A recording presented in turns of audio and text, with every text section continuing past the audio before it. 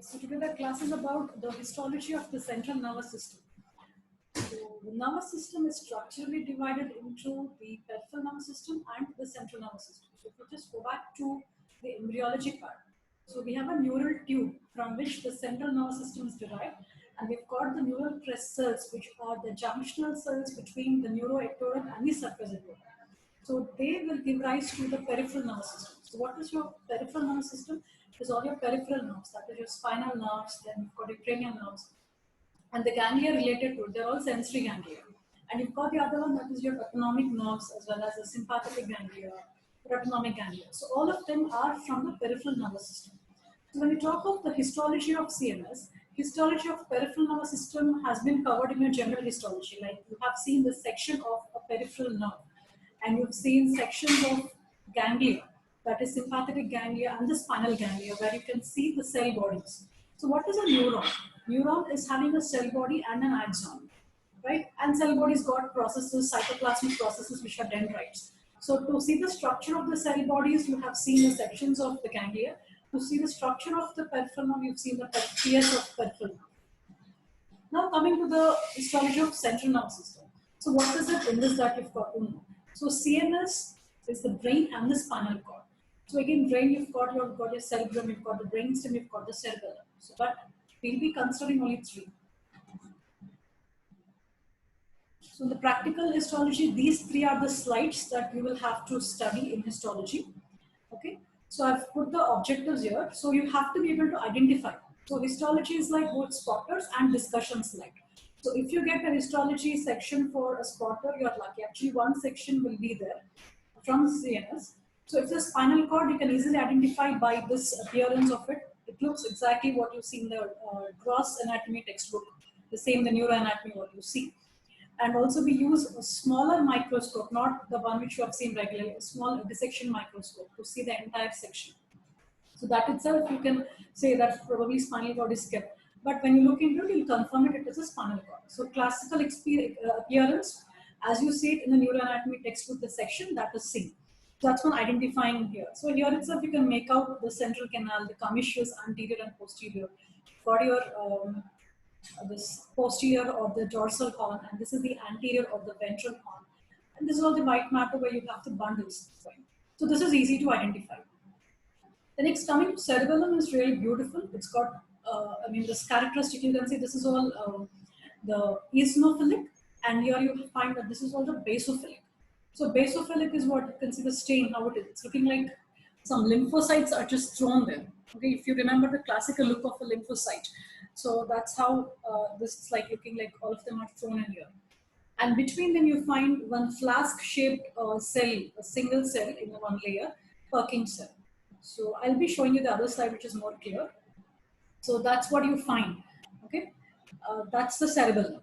And when you look at this slide, it's looking like a starry sky. So imagine a sky with a lot of stars. Okay, so like that it looks, it is the cerebral cortex. So these three are the identifying, like, you know, roughly this is how you identify actually the slide. But then that's for the spotter. So you will say that this is the spinal cord, this is cerebellar cortex or cerebellum, or this is the cerebrum or cerebral cortex. Then coming to the discussion, when we discuss, you need to know in detail about the organization of this particular tissue. Okay, the slide what you're seeing. So for that, you need to know the second objective, that is you have to understand the layered organization of the different parts of CNS. So here the CNS we considering only the spinal cord, the cerebellum and the cerebrum. Right? And what are the major cell types? So here you're just seeing some, you know, the same violet colored dots here, but they are not of the same type of cell. So what are the major cell types forming these different layers of these sections? That is what you have to have an idea about, and that's the histology part. So you know that we have 4 primary tissues, that is the epithelial tissue, connective tissue, then muscular and nervous tissue. So in the central nervous system, the system is made up of different tissues, and we've got the nervous tissue here. And the CNS is one system or in which the structure has, I have put it here, does not contain connective tissue. Actually, I should say very, very minimal connective tissue. So that is related with meninges. So you know that the brain and spinal cord are covered by meninges, and they are the mesenchyme condensations, and so that is having some connective tissue there. And also CNS has to be supplied by blood. So the blood vessels have to go, there should be a plane, so there will be some connective tissue related with the large blood vessels. So excepting for that particular meninges part and the connective tissue related, associated with the large blood vessels, we don't find connective tissue in this CNS. That's the reason when you cut a fresh specimen of brain or spinal cord, it's like, especially the brain, it's like very, very soft. What you see in the dissection hall or whatever pictures you'll be seeing the sections, they're all formalin hardened specimens. I think some non-vegetarians, they do have the, they do have the goat brain or whatever. So they must be having the idea of seeing a brain which is very, very soft. So that's because of very, very little amount of connective tissue or no connective tissue. So that is one thing you should know. Then whenever you see sections of spinal cord or the cerebellum or cerebrum in the neuroanatomy when it was taught, you have seen that they were having two different zones. One is a gray matter and the other is a white matter. So what is it the gray matter is composed of? Gray matter is mainly composed of neuron cell bodies, and white matter is composed of the nerve fiber related to that particular neuron.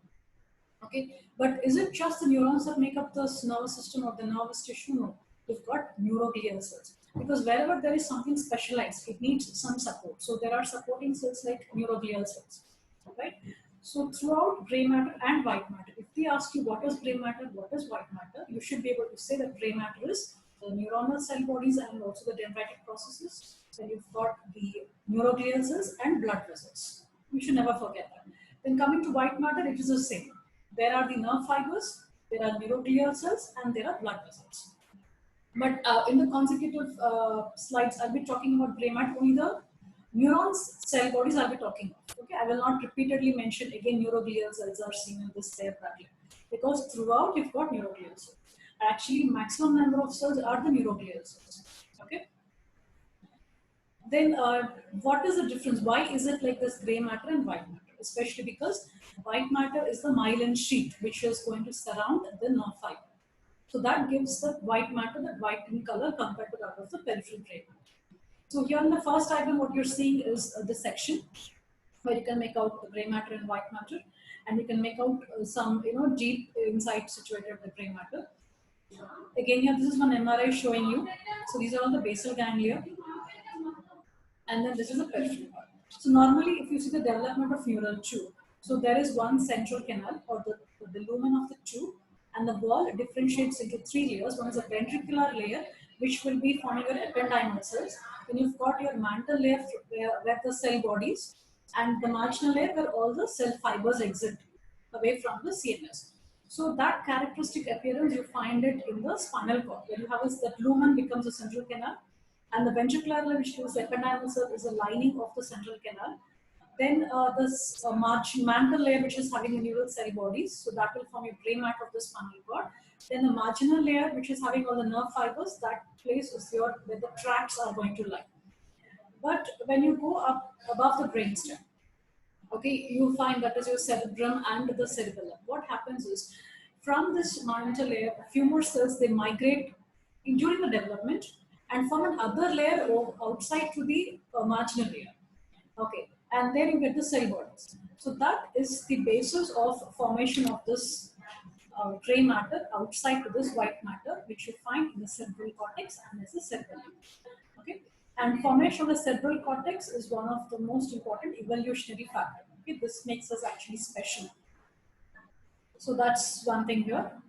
So they may ask you about the location of the gray matter and white matter, compare it with your spinal cord section and the cerebral cortex. So you should be able to explain this on a embryological basis. Then this is one thing that we are showing you how the sections are made. So you must be knowing this, but I just put this again, the brain sections are taken, and these are all the paraffin wax blocks from the sections are made. So usually we use the hematoxylin and eosin staining. But in this presentation, some slides I'll be showing you which are not regular HND. So you don't find the typical pink and violet colored slides which I've shown you previously. For seeing the cells better, we may have to use some special stains which are not regularly used. Okay.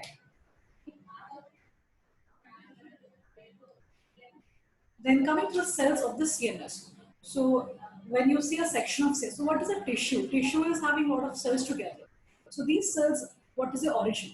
So neuroectodermal, that is from neural tube itself. So what arises from it? The neurons, then you've got the neuroglial cells and also ependymal cells. So neuroglial cells in the CNS, there are astrocytes, there are oligodendrocytes, but you find some other cells also. So these actually migrate.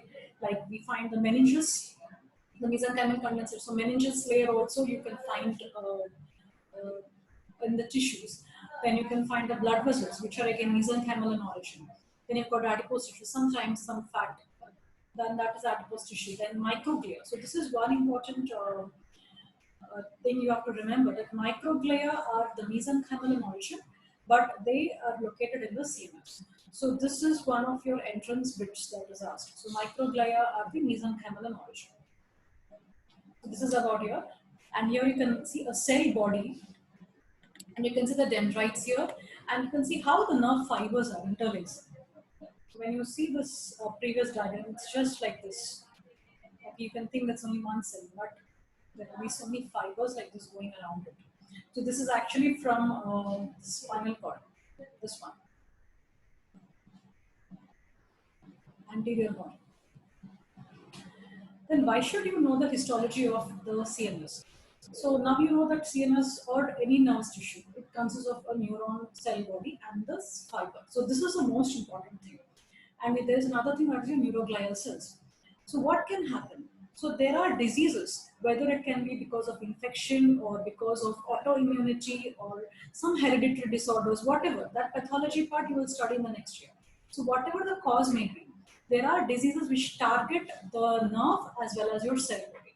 So those that target the nerve fiber, that is especially myelin, which is very important for conduction. Okay, all the axons are having this, covering of the myelin sheath. So there are diseases which affect that, and that we call as a demyelinating diseases. So what happens if there's a demyelinating disease? Then definitely conduction is affected, and the patient, especially there's one very common disease, that is a multiple sclerosis, which you hear it frequently in the next years. So that is especially if it affects the spinal cord. So all the tracts are involved. So all the tracts are what? These are axons with your myelin sheath around. So then obviously sensory and motor, there'll be impairment for your trunks and the limbs, because it's from there that from your trunk and limbs the information is carried by your spinal cord up to your brain. So demyelinating diseases like multiple sclerosis affecting the myelin sheaths around your axons in the tracts, they will cause motor and sensory impairment. Then we've got the cells, that is a neuron cell bodies. So you must, if you have your great grandmothers or somebody who's with you, or some grandmothers of grandfather whose age is above 75 or something, you maybe see that they are forgetting things, or the some may be also having this disease called dementia. And one of the most common, you must have heard of the word Alzheimer's. So what is happening in that? So in such diseases, there are this degenerative, that is the same, the neural which you have and your grandparents are having, it's not the same. So there will be a destruction of the neuron cell bodies. So obviously, see, as long as your neuron cell bodies are fine, the particular action of that part of CNS is good. Like if you see your brain, what is the function of the brain? There's a thought process, your cerebral cortex. There's a thought process, there's judgment, there is memory, everything. So obviously, all of them are lost if there is a degenerative disease affecting the cells of the neuron cells. Again, depends on the site. So that is one more word called as a degenerative disease, which is affecting gray matter. Because gray matter is what? It's composed of your cell bodies. Then coming to tumors. So you must have heard of the word tumor. So many of the movies you hear this, suddenly like discover a tumor, a brain tumor, is not going to live for a long time. So brain tumor, especially the tumor is like, an uninhibited and unwanted increasing multiplication of the cells, the mitotic function. And neurons are specialized cells. Obviously, they don't have the power of mitosis. Then what is it that is causing your tumor? It is the glial cells. The neuroglia especially are involved in mainly the brain tumors. So you should remember that the brain tissue is having not just neurons, it is having the neuroglial cells. And most of the brain tumors take origin from this glial cells. So basing on which neuroglia are involved, like I told you, astrocytes are there, then there is oligodendrocytes. So basing on that, there are tumors. So these three words you could just remember. They can be demyelinating diseases affecting a nerve fiber. Then there can be degenerative diseases affecting gray matter. There's a loss of the cells. neuron cell bodies, and then there are tumors. And now just look at this. So you can see this is a brain, a section, cerebral hemisphere, and you can see this side. You can see this is atrophy. This is not of the same volume as this one. These two, that it's different. So here you can see a healthy neuron, and you can see a healthy astrocyte, then the microglial cells, which are important in the defense. Whereas this side was it. So there was a degenerative disease affecting the neuron cell body, where you can make out some collections within the cytoplasm. Then you can see the dendrites are not like this. Okay. Then this also affects the synapse, because dendrite synapse with the cell bodies and the axons. So that will be affected. And you can see there's a change in the appearance of microglia and astrocyte to compensate for this. So ultimately what happens, even if this grow, what is the use? This cytoplasm is important for us. This is important for its action. So this is how the pathology part is. So here you can see this is the myelin sheath covering the nerve fiber, and you can see demyelinating diseases. So demyelinating diseases, you can see it's affecting the myelin sheath. Then here you can see the Alzheimer's, all the neurons are lost. So your cerebral cortex is made up of the neurons. So what happens if they're being lost? Obviously there will be a cerebral cortex atrophy. And this is severe Alzheimer's here. Then you can see sections here. You can see some cells just growing and invading. And then here you can see they're restricted to one area, forming one big mass. And that's a tumor, which will impinge on the function of the other normal cells around. So this is a basic, why you should know the histology of CNS is for this reason, to understand the pathology of CNS in your next year. So from now, this is all easy part. So histology of spinal cord. So you know spinal cord at various levels. You've got your cervical, then you've got your thoracic, then lumbar and sacral. And if you take the sections, it is not uniform throughout. That is one point you should know. Okay. So if you can see here, and this is again another different staining where you're staining all this. That's why this is looking black, all the osmium stain. So don't mistake this to look like this. So this part is your gray matter, and this one, which is all stained black, is all the white matter. So when you look at this, so as you go above the tracks, a lot of information is going on. So obviously this will be more thick. Okay. And you can see how it's differing. And one more thing, especially in your cervical region and in the lumbar region, you should be having this lateral horn. Okay, normally it is. So all this part you might know gross anatomy of neuro, posterior median sulcus, anterior median fissure. Then these are all, that's a central canal here. Then the gray commissures anterior, and then this is the posterior.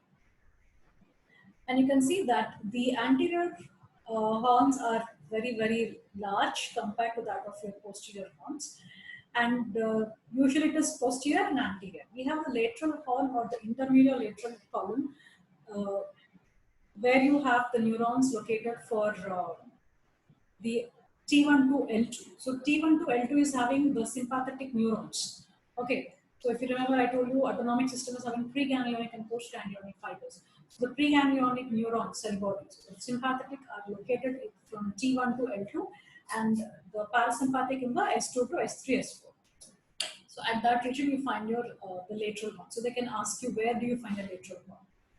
Again, here it's seen part here. So that's here, and you can make out all this is all the meninges around, and some blood vessels are also seen. So this is a section of spinal cord. So this difference they'll be asking you. So if this is a section, okay, so sectional spinal cord. So identifying features here. So this is central canal. So centrally located butterfly head-shaped arrangement of gray matter. So this is one half I'm showing you here. So this head-shaped gray matter, and then you've got a central canal here. Then dorsal and ventral gray horns. See, this is the ventral gray horn. This is your dorsal gray horn. And in this is all motor, and this is sensory, if you remember your neuroanatomy part. And you find, see, larger dark blue color dots you're seeing and smaller here. So this represents a large cell in the nucleus, smaller ones. So in the ventral horn, you've got large motor neurons. So these are all large motor neurons, and small cells in the posterior horns. Okay, and what is there outside is all the white matter. So this is what. So spotter, if they could, this is a section of spinal cord, You can make out this head-shaped arrangement of gray matter and the ventral horn and dorsal horn, and surrounded by the white matter. Okay, and here the large motor neurons of the anterior horn. So this is again a high part. Here you can make out, see the cell body, how it is. So multipolar neurons. So maximum in your body, what do you have? You've got your multipolar neurons. And especially special senses like in the retina, in the olfactory epithelium, that's where you find the bipolar cells. Unipolar you don't find, but you find pseudo-unipolar in your sensory ganglia. The cell bodies are in the sensory ganglia, and also in the mesencephalic nucleus. So that's it about the anterior horn. Here it is a magnified image here showing the multipolar neurons here. And this is all this neural myelin sheath. This is a white matter here. If you remember the transfer section of your spine of the nerve, when it is shown in general histology, it looks like this. So gray matter and white matter, some neuroglia, blood vessels are there, and you can see some fibers just going around. Dendrites here. This is the one. Okay, and here the applied importance here is the poliovirus. So poliovirus will affect the anterior horns. So poliovirus, anterior horn, and lower motor. So these are what lower motor neurons. What do you find in your anterior horns and in the brainstem? You find the lower motor neurons. Upper motor neurons are where in your cerebral cortex. Okay, so obviously lower motor neurons involved, then there will be weakness, especially the lower limbs are affected. So weakness and muscle atrophies. So that's about the spinal cord. I hope you can identify the section and tell what are the important identifying features. And while discussing, they will go up to neuroanatomy. They'll ask you about the lateral horn and anterior horn, what is a cell, the multipolar neuron. So like that, the questions will go. Then coming to histology of cerebral hemisphere. So again, cerebral hemisphere, the cerebrum, you've got the gray matter and white matter. So gray matter here, whichever is on the outermost part of your cerebral cortex, and the other one inside deep, you have some cerebral nucleus, that is your basal ganglia. And white matter is all this, association fibers, projection fibers, commissural fibers, all that come into your white matter. So cerebral cortex is the organ of thought. And what is that? Again, neurons and glial cells. And the most important cell of the cerebrum is, remember, the pyramidal cell. And if it is cerebellum, it is Purkinje cell. So you should not be confused about it. So the most obvious cell in your cerebral cortex is the pyramidal cell. Should keep moving this. So this is a histology of the cerebral cortex. So you can see this is cerebral cortex, and this is a high part. So again, the starry sky which I have told, and these are the meninges above, and these are the pyramidal neurons. So pyramidal neurons, remember, cerebral cortex. Okay. Then this is how it looks. So this is cytoarchitecture. So the distribution, how the neuron cell bodies are arranged. So here you can just see it's like just a starry sky appearance. But the more, if you stain it differently, you find it arranged in 6 layers. So there are certain slides in which there is a laminar or layered pattern. Like if you remember retina, there are 10 layers. If there is cornea, there are 5 layers. If there is cerebral cortex, there are 6 layers. There is cerebellum, there is 3 layers. Cerebellar cortex. So remember these numbers. So in cerebral cortex also, the neuron neurons are arranged in 6 different layers. Okay, so this arrangement of neuron cell bodies is called as cytoarchitecture. And how is the arrangement? It is a layered. Okay, remember this layer. And we've got 3 different cortices like archicortex, periocortex, and neocortex. So neocortex is the most advanced one, which was developed in the humans. So you've got even hippocampus and all, they belong to this perio and archi part. So archi, perio, and neocortex. So you find most of your brain is the neocortex and having the 6 layers. But when you talk of the parts which are arising from the perio, okay, you find only some 3 layers. And when you take the section of some regions of the brain which belong to the archicortex, you find 3 to 5 layers. Okay, but the neocortex is having 6 layers. Okay? And you have motor cortex, you've got sensory cortex, and there are so many different regions of your CNS, brain, cerebral, having different functions. So the thickness of each layer varies, but the 6 layer arrangement is the same. Okay, depending on that. This is in contrast to cerebellar hemisphere. So cerebellar cortex throughout the 3 layers, the thickness is the same. Whereas in cerebral cortex, depending upon the different regions and their function, the thickness of each layer may differ, but the 6-layer arrangement is the same, right? And here you can see these fibers. So this is called outer band of bilateral, and this is the inner one. So this is how. This is again a special stain. So you can see the difference, how this is looking. And when we used another stain, especially to stain all the pyramidal cells and everything, you can see this. So the outermost part, here you've got the pia mater and then the layer name. So what are the layer names? So you've got molecular layer or the plexiform layer. So here what happens is whatever dendrites or axons come here, they will be branching here. They form a plexiform, like a network. Okay. Then you've got external granular layer because more of granule cells are there. That external pyramidal layer. So you start seeing the pyramidal cells, which are smaller here. So as you go deep, the size increases. Then again, you've got internal granular layer, where again the majority is granule cells. And this is highly dense. I mean, density, like more number of cells are there. Then internal pyramidal layer, where you've got larger pyramidal cells and comparatively fewer, so less dense, this layers.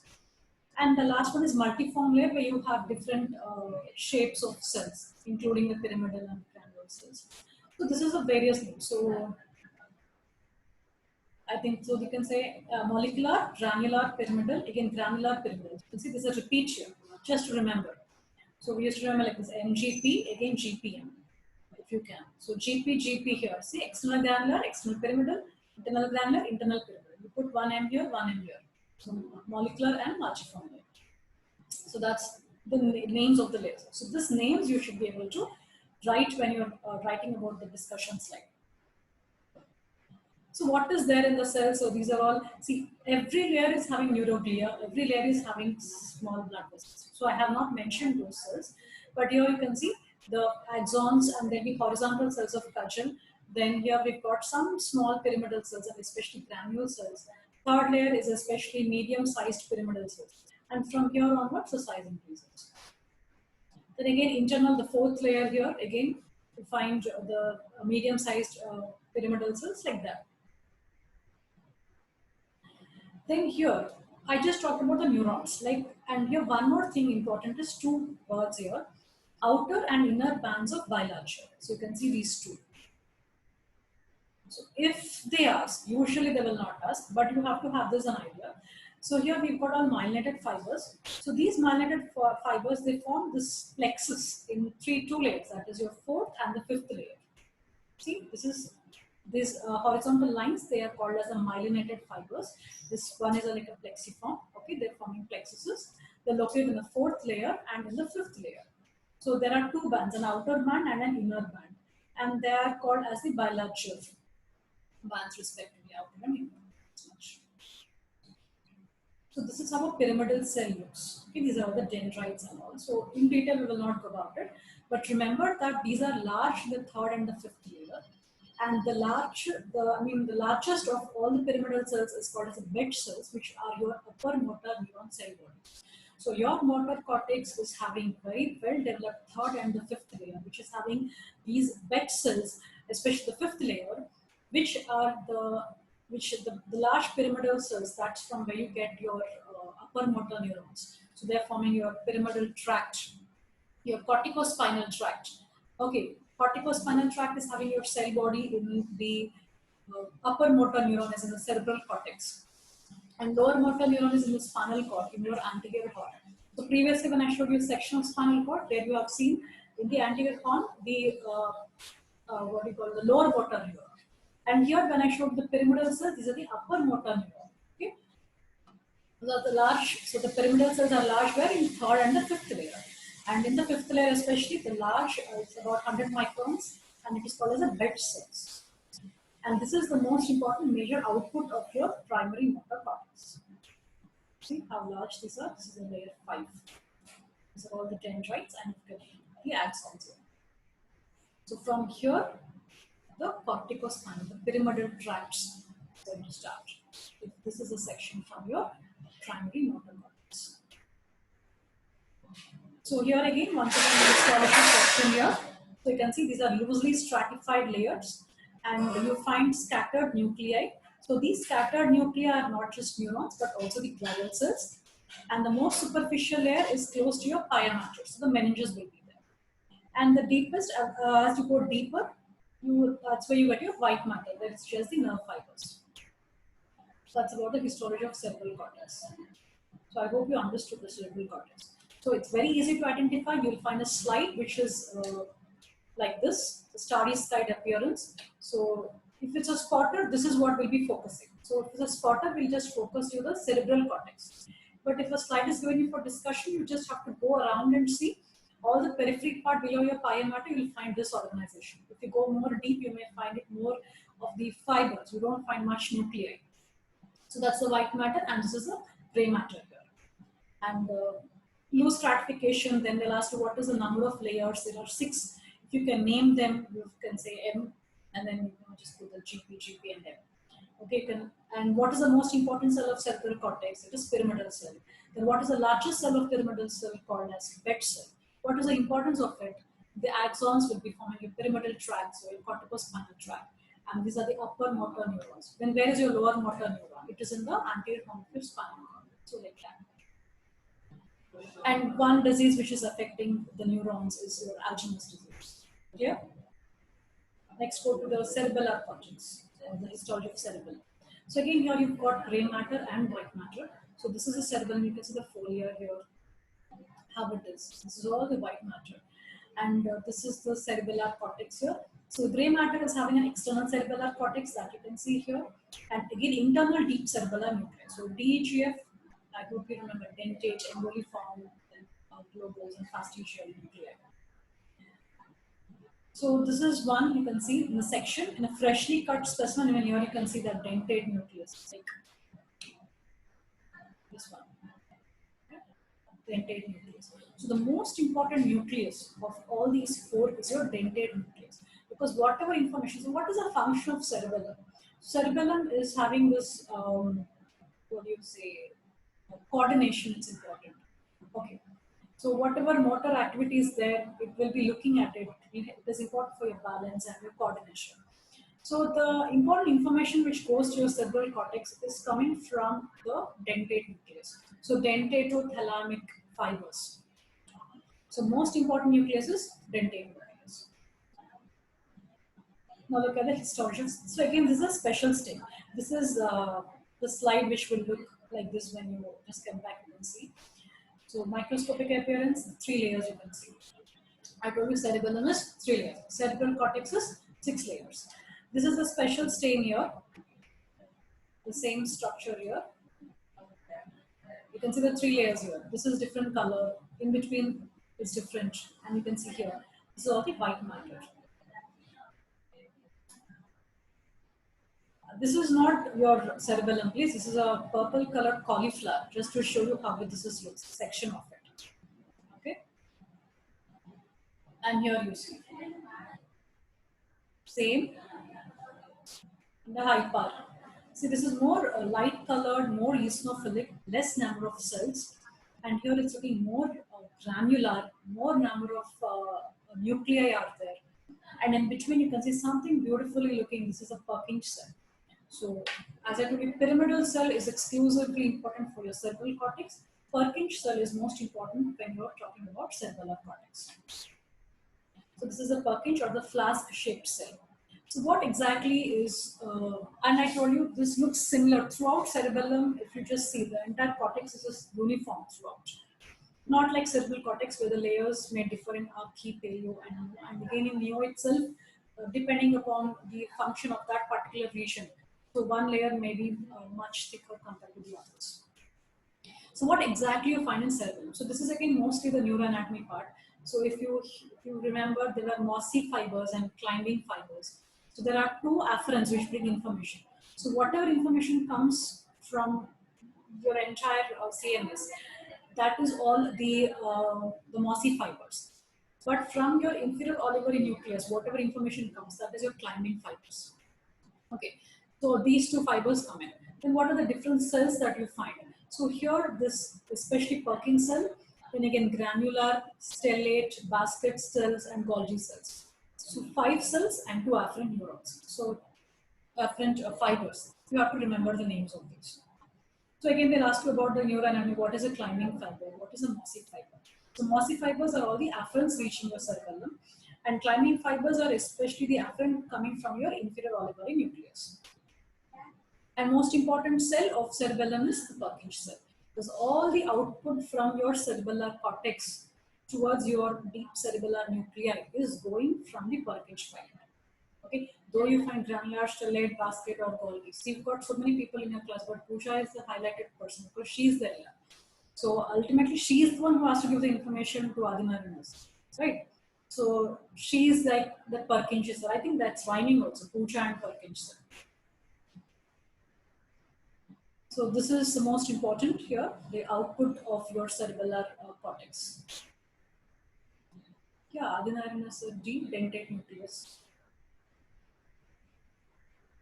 So cerebellar cortex, so histologically it is 3 layers, and you can see much better magnification and staining of individual cell, where you can see this is the molecular layer and this is the granular layer, and between these two you've got the Purkinje cell. So molecular, Purkinje and granular layers, okay? And you find in the molecular layer you've got basket cells, stellate cells, then you've got here Purkinje cell, the third one, and here you've got granule cells and Golgi. So the 2 G's are in the G layer. So MPG, molecular, Purkinje, and G is granular. So granular is having the 2, Golgi and the granule cells. So basket and stellate here, and this is a Purkinje. So here I just focused only the molecular layer. You can see how it is pale staining, few number of cells. This is a pi matter here outermost because it's here. And here mostly what you find is synapses, whatever some axons come here from the granule cells, all of them. So the dendrites of your Purkinje cell and everything, all the dendrites and axons are here. So least density of cells. And 2 more cells I told you, basket and stellate cells. So this picture is, I think it was taught to you in your neuroanatomy, so cerebellar circuit. So I'll just show you the cells here. So here you find the basket cell, stellate cell. So these are in the molecular layer. Then in Purkinje cell, you'll find the Purkinje part. And then here you're finding in this layer, actually they're much higher, they are drawn. But in the granular layer, you find the Golgi cell and your granule cell. And this is all the white matter, the fibers are here. Then you have the deep cerebellar nuclei. And inferior olivary nucleus, you can see, this is the climbing fiber. So just like this grape vine, the tendrils, they just go around. So this inferior olivary nucleus will be climbing fiber. The rest all are mossy fibers. So the stellate, if you can remember, it's not that important for you, but if stellate is having, see, if you remember your cerebellar circuitry, it's like a lot of information. There are excitatory neurons, there's inhibitory neurons. Whatever information comes, it has to be modulated, modified. For that, you need both inhibitory neurons as well as excitatory neurons. Okay, it's the same thing when your cerebral cortex. Whatever you're seeing, stellate cells or horizontal cells of Fairchild, they're all interneurons which have some action on the main pyramidal cell.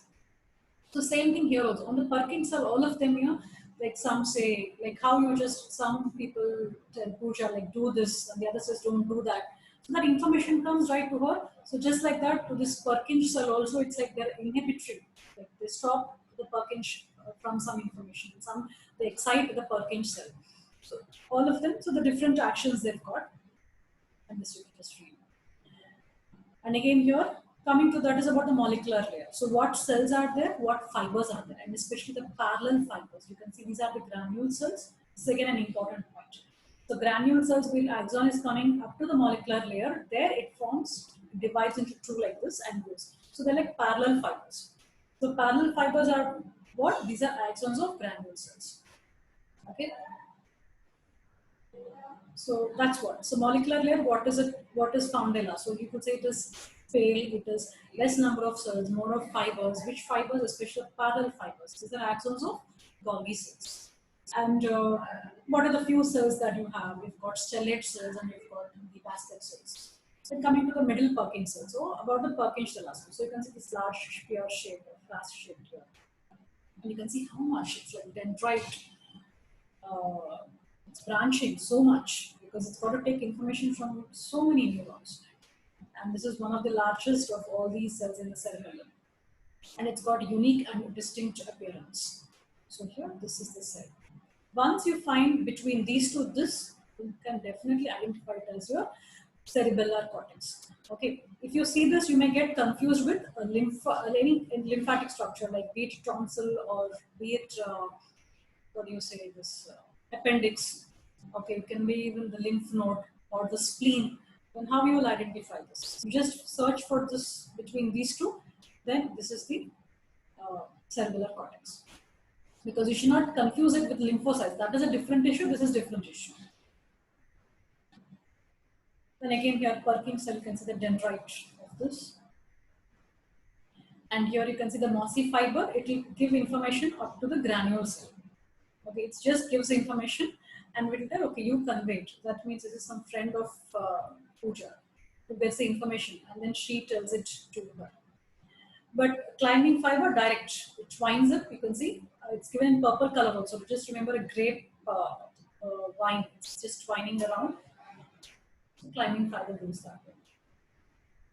So climbing fiber is coming from where? Inferior olivary nucleus. Then you can see, again I focus this inner granular layer. So it's more basophilic and tightly packed cells, and you also have Golgi type 2 cells. So you can just read this, all this neuroanatomy part. And in medulla, you won't find any cell bodies. Whatever tiny dots which represent nuclei you find, that should be the neuroglial cells. Because neuroglia are found both in the gray matter as well as in the white matter. So no cell bodies, stains lighter, no fibers. So sometimes this may be focused. You may think that this is your molecular layer because molecular layer is also less dense. But one distinguishing feature is look for the pia mater here. Okay, the pia mater is here. Then just below pia mater should be your molecular layer. But this will not have that. Then coming to the neuropathology of cerebellum. This is the last slide. Yeah. So cerebellum. So what is the main importance of the cerebellum? Cerebellum is important for your coordination and any disturbances with the cerebellar architecture. Because any disease, it affects at your histology level. So you should know at what level it is going to affect so that basing on that you can understand the disease, how it's going to progress further. Can you control it or can you not, or how you should manage it. So especially any cerebellar disorder, it comes out with two things. One is your gait. So there'll be a difference in the gait. And the other is dysmetria. So coordination is different. Something they want to point something. So you just ask them to point the nose, but it will just go away from it. So when you'll be testing for the cerebellar sums, I don't know, it must be taught in physiology, but whenever you go to clinical posting, they'll just bombard you with questions when you are posted in general medicine about how you will be testing for the cerebellar signs. Okay, disturbed cerebellar functions. So the task pointing will be there. So the coordination they can't do. You can't. They will ask them to point it like this. They can't do it. And when you ask them to walk, they have this. There's a difficulty in balancing because of which the gait is ataxic. They can't walk normally. So that is these two. So these are the two things. So this also happens in your examination. I asked you to point at the ulnar. Now you don't find you put it somewhere else. You act as if you've got some cerebellar, some incoordination. So all the CNS signs, I think we can study when you are going for the examination. Now even more fantastic because you directly come to the practicals for your finals, maybe. Right? So keeping those apart, cerebellum, if it gets disturbed, one thing is the gait and your extremity dysmetria. So extremities are your limbs. Okay? So dysmetria, you can't calculate the distance. So you just put it here, the past pointing will be there. Then one more thing, the Purkinje cell, which is the most important cell of cerebellum. So this is especially, it is prone to certain injurious agents like hypoxia. What is hypoxia? Decrease in the oxygen. So this is important, like if supposing there's a patient with profound hypotension. So you would know hypo and hypertension physiology. So for a long time, the blood pressure is maintained low and you don't correct that. So obviously there will be decreased blood circulation, decreased blood or ischemia will also decrease in the amount of oxygen. So one of the important cells that gets affected is your Purkinje cell and also your hippocampus. That's why they have this ataxic problem after they just recover. Because now though this whatever treatment you do when you could recover the patient, even after the cardiac arrest. So there'll be a cardiac arrest, heart stops pumping blood. What happens? There is ischemia, there is hypoxia. Then again, which cell is getting affected? Purkinje. But later you do a cardiac resuscitation and you recover the patient. But he's got a little bit of memory disturbances and ataxia. That's because your Purkinje cell is affected. Memory loss is because of hippocampus. Hippocampus is where you've got your memory. So, okay, so just remember that hypoxia is one thing. So if you do not correct the profound hypotension or you do not recover the patient immediately after cardiac arrest, so which cells can get affected? The Purkinje cells. One more thing is ethanol. So alcoholic patients, chronic alcoholism, they are addicted to alcohol. The gait is not normal because there is a destruction of Purkinje cells. So if you, overnight is a party and people just binge drink or whatever, that is different ataxia because it's attacking at the level of the synapse and all that. But the addicted person to alcohol and all that, so there will be destruction of your Purkinje cells. So the gait is changed, the coordination is affected because the Purkinje cell is affected. Okay, and also certain drugs which we give to the patient, like we have no option because we want to treat epilepsy, we have to give certain drugs, but that may have some side effects. So like if you're giving the phenytoin and metronidazole in some diseases, or GI disturbances or some, and then lithium in some maniac patients. So there is a chance of again affecting the Purkinje. And I think biochemistry must have been taught about the spinocerebellar ataxia and Friedreich's ataxia, and this is all related to genetic disorders also. So that also affects the cerebellum. So there are hereditary diseases, there can be some, what you've taken, that is ethanol, or there can be hypoxic conditions, or some viruses, whatever, if they are affecting the cerebellum Purkinje cell, obviously you will find the altered cerebellar function. So altered cerebellar functions where you find in the gait. So difference in the gait is ataxia. So ataxia, when you ask him to walk, he cannot balance. You ask him to suddenly turn, he cannot turn because there is no proper coordination and balance. So that is it about the cerebellum. And finally, the last one here. So cerebellum slide. This is how it looks, and this is the hypar one. Okay, so you will find this is all the folia. This part is the folia, and you can see this is all the pia mater here. You can see the molecular layer, which is eosinophilic, less number of cells. And what do you find here? All the axons. Axons of what? The granule cells. From here like this, and they divide. Parallel fibers. And then here you find this inner basophilic and highly dense layer, which is the granular layer. In between these two, you find some special cells. That is the Purkinje cells. So folia with gray matter outside. This is a folia with gray matter, and you can see there's again density decreasing. This is a white matter. So if you are focusing this discussion slide, you should focus. So supposing by mistake you look at this and you will identify as molecular layer, go in the reverse direction. This you will say this is molecular because you can do anything in the examination. It's all yours.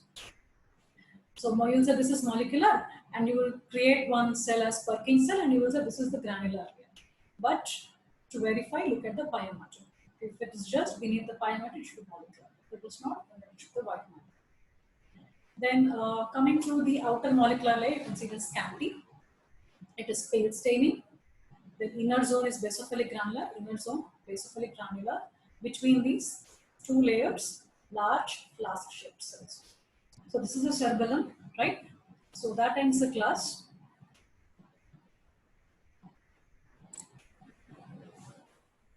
So the histology of cerebellum, these 3 slides is what you have to see.